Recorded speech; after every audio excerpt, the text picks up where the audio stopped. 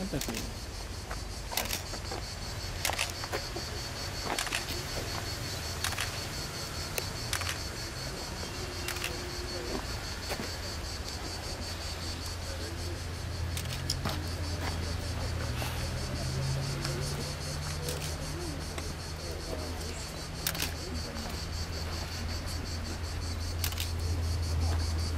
Okay, where are we? Roman amphitheater.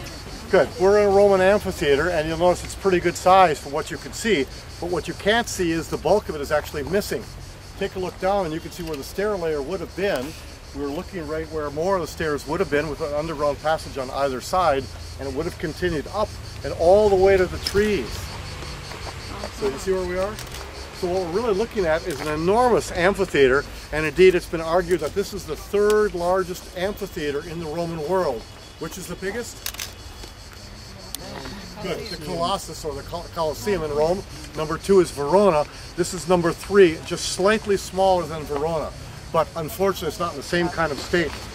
The problem with it is that it was found in the 1830s, and they decided to quarry it for building stone. It's a lot easier to use building stones that have already been cut out than if you have to cut them out of the living rock. So if you take a look where we are, it's all stone. Do you notice this? All the layers of stone here. Look on the opposite side. It's all grass.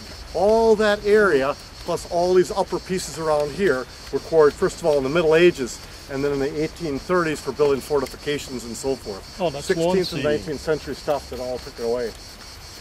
You could see that once the Romans got this thing built, we don't know again the date, probably 1st century AD would be a good guess. Remember how Augustus brought in colonists to repopulate the place? Probably he tried to make this a fairly important place. It becomes a municipium, a municipality in the 2nd century AD. So those are the time periods we would guess that it was probably built. And when they did that, they were already into the stage of doing animal fights in here, man fights in here. And again, you'll notice there's a pretty high parapet wall going around that. You see how we have 1, 2, 3, 4, 5 stone blocks on the opposite side? And then more on top of that, probably a big circular cylindrical wheel that if something was able to jump up onto it, it would circle back down and dump them back inside. And then notice the possibility for water fights in Naumachia. You see the waterworks down below perhaps? Yeah, and you notice as we come in, there's a water channel, a water course just over back there past the lady in the white. See it in the ground there? There's one there, and I'm sure they've got more.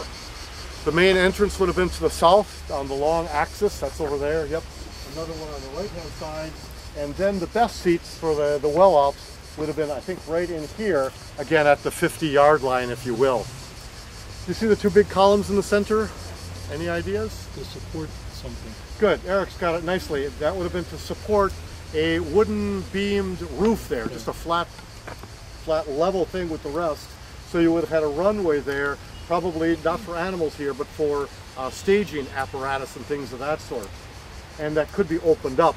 And then the whole thing was covered with what?